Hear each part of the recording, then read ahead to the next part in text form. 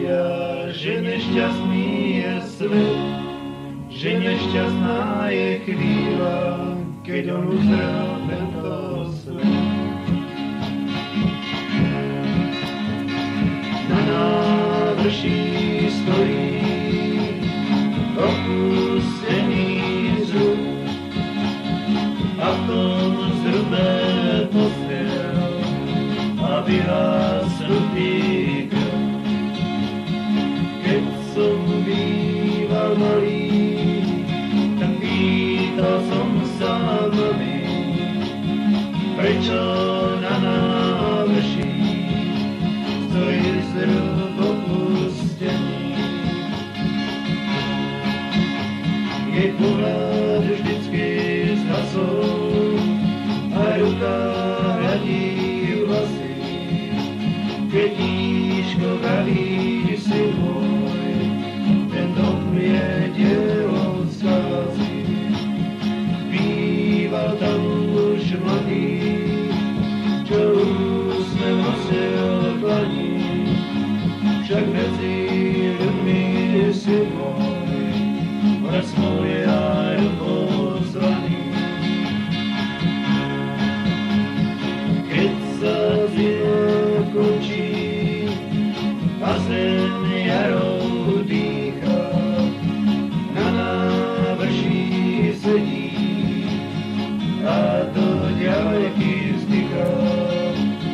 Darmo milá prosí, hladí jeho vlasy, vie, že odísť musí tam, kde je kraj vtáčí.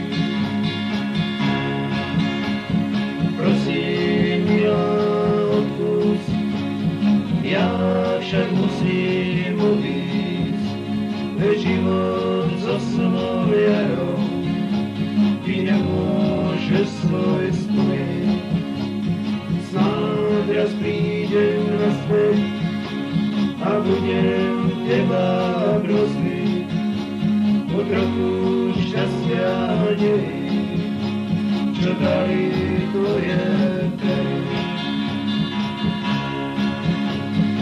Odišiel do ďalky, späť sa už nevrátil, zostal tu zrub starý a jeho chlapec volí. Preto prosím, syn môj, nehľad na zrub starý, kde otec tvoj boská moje mladé pery.